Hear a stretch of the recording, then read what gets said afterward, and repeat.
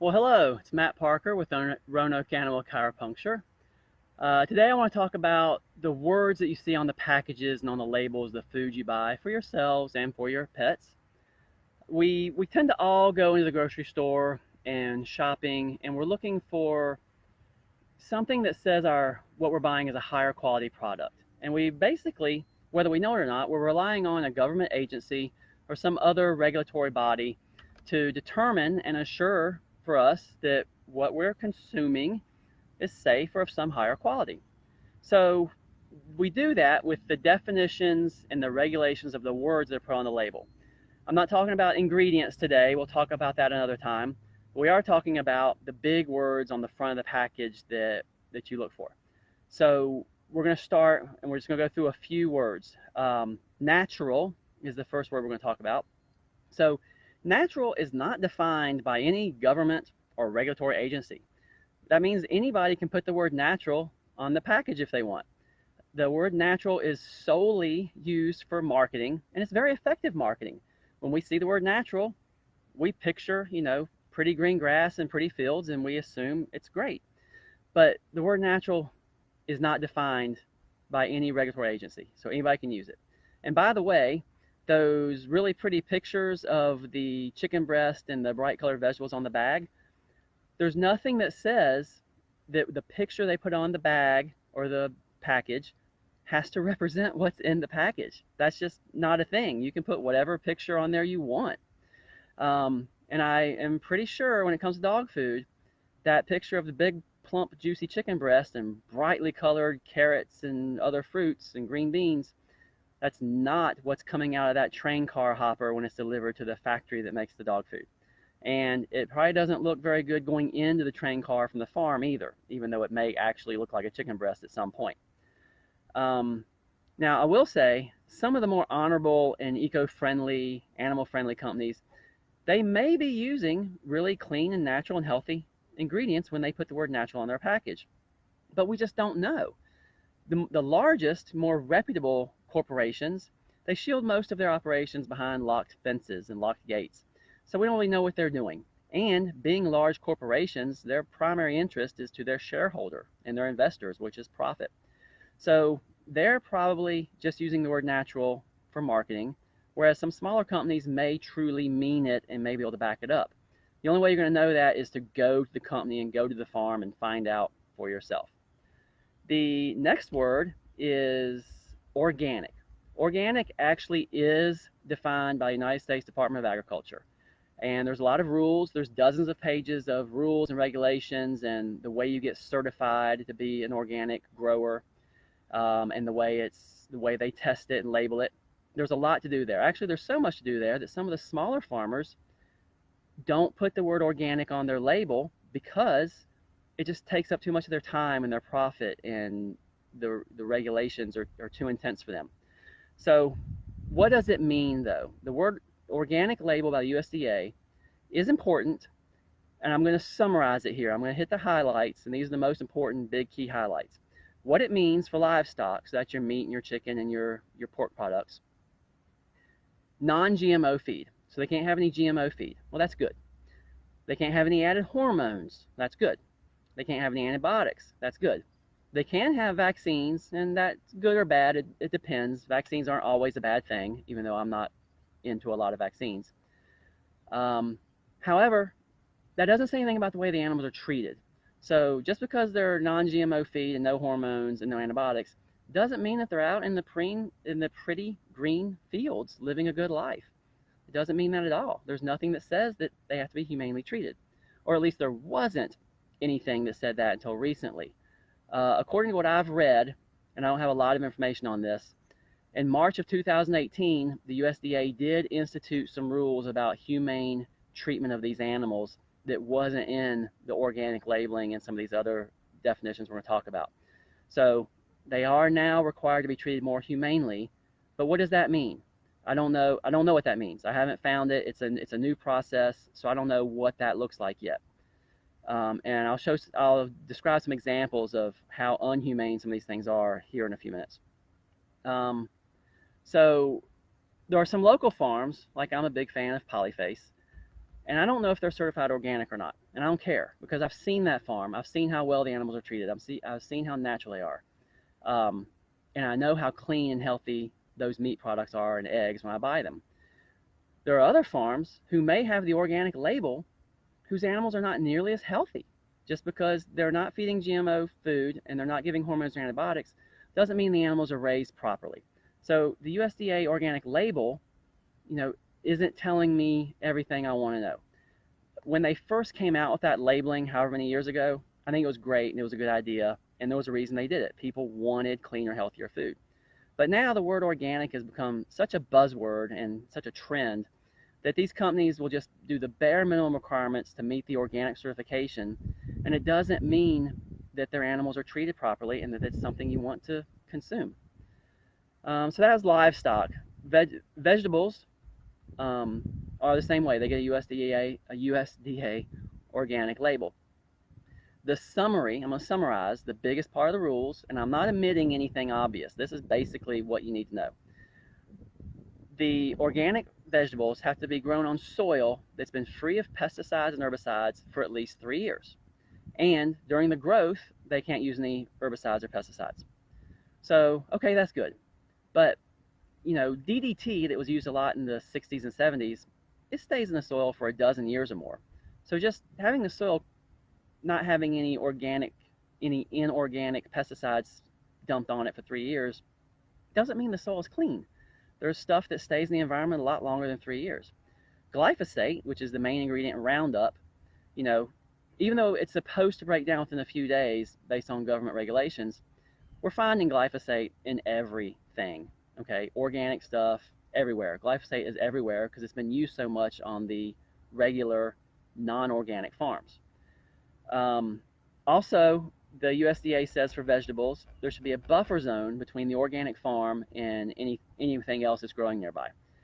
They don't give real specific definitions about the buffer zone, at least that I could tell. The buffer zone, it describes some trees and bushes and water and some things that would soak up the chemicals sprayed in the air, would kind of absorb them before they get to the organic farm. I visited an organic farm very recently, a great company. I like them a lot, and I'm just pointing out some things that the organic label doesn't cover, even though I still like the company. So they have some really nicely manicured grass at their entrance because they have a little education center. It's a good company. And I don't know how they treat their grass, but it was really pretty.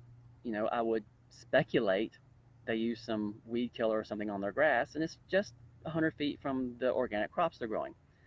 The other big thing is this farm, this organic farm, and they're doing things organically on their farm, and they're meeting the USDA label, and they're very proud of it. But they're surrounded on all sides by GMO corn. You know, there are large GMO cornfields completely encircle this farm. Now, this farm doesn't grow corn, so the GMO corn isn't cross-pollinating with their corn or their crops. But that GMO corn is designed to resist herbicides and pesticides, so they spray herbicides and pesticides on the corn. And there's no doubt that it blows across the farm road. You know, this GMO corn is only 100 feet away from this organic farm. There's absolutely no doubt that when they spray those chemicals, they're blowing onto the organic foods. They test for these things and they don't find any, or they find, you know, minimal amounts that meet the regulations. But that stuff's still getting into the soil and into the organic plants we eat. And that's the way our system is set up. So organic is better than not being organic for the most part. It just doesn't mean everything you think it means. And the only way you're going to know what's in your food is to go look where your food is grown for yourself. So that's natural. Natural doesn't mean anything. Organic means something, but it's very difficult, and it doesn't mean as much as you think. And that brings us to the third one, which is grain-free. So past decade or more, there's been a lot about grain-free, dog food and for people. So the first question I have is, what's wrong with grains? Grains are necessary. Grains are normal. There's nothing wrong with grains. Grains are carbs. What's wrong with grains is what we have done, we of humans and science and man in general, what we have done to grains. We've modified them and changed their chemistry and changed their genetics so much that now the grains cause all these problems in our gut, our digestive tract, and all these allergy and other health problems. It's not the fact that we're eating grains, it's the fact that we're eating these grains that have been so adulterated by man and science. And when you make grain-free dog food, you have to replace the grain, the carbohydrates, with something. So it's rice or peas or some legume or something else. Um, and that's fine, except if that stuff's all adulterated, it's going to cause similar problems, and it's not going to solve the grain-free problem. There was some information this summer about an association between a certain heart disease in dogs being associated with grain-free dog food. And there's a lot of information and videos and reports about it. And I did a Facebook Live video about it, and I rambled on about it for 30 or 40 minutes. The point of that, the take-home message of that was, it's not the grain-free food that's causing the heart problems. It's the fact that we're feeding a processed, man-made, artificial product in the first place. But that's not what this is about. That's just the latest stuff about grain-free. So the next one is cage-free. Cage-free, I like cage-free eggs, or I used to. Cage-free is also defined by the United States Department of Agriculture, the USDA, and it means that mainly for chickens, they're not in a cage. Okay, well, I've seen cage-free chickens in football-sized chicken houses, and they're so crowded, they don't have room to move or breathe. They're suffocating, they're sick, they're dying because they're so crowded. You might be able to make the argument that if they were actually in a cage, they might have a little bit more personal space and room to move around. So cage-free is, doesn't mean anything. It means they're not in a cage. That's all it means. It does not mean that they're not super crowded and unhealthy still. Free range is the next one. Free range is defined by the USDA also, but the definition is not what you would think free range. Free range, the definition by the USDA means basically that the animals get to go, the animals have access to the outdoors. Well, access to the outdoors can mean a lot of things depending on who you are. This can be a football-sized field chicken house with millions of chickens in it and a single garage door that they can come in and out if they want to. Well, most of them can't get to the door because it's so crowded. Also, being outside doesn't mean where I am, out in the front yard, in the grass, amongst the trees and the sun. Outside can simply mean a concrete patio that's enclosed in a fence and covered by a shelter, by a tin roof or something. They get outside in the fresh air, the dozen or so of them that can fit through the doorway because everything's so crowded, doesn't mean they're out roaming the countryside like you would think the word free range means, okay? If you don't believe me, go to the USDA's website and look it up for yourself, or go find the farm where your eggs and chickens come from and look for yourself. Pasture-raised is another one. It's actually not defined by the USDA, as I understand it, but most of the people that use that term use it such that it means the chickens actually do get to roam around outside on a non-concrete pasture, which is kind of what we would assume free range would mean, but it doesn't. So pasture-raised means they're out on some pasture. Now, I thought that was good enough, and I bought pasture-raised eggs for quite a while. And then I had someone explain to me, someone who had actually been there and seen it for themselves, that yes, they're turned out on pasture, but they stay in the same spot of pasture for months or their whole life. And that green grass, within a few days of a bunch of chickens picking and scratching at it, turns to mud. And then there's no bugs and no grass left to eat for the chickens, so they're fed some grain or something artificial. Well, pasture-raised does not say anything about what grain they're fed or what condition the pasture's in or what the pasture looks like, other than it's some natural something, grass or dirt. So those animals, those chickens, could still be fed GMO corn.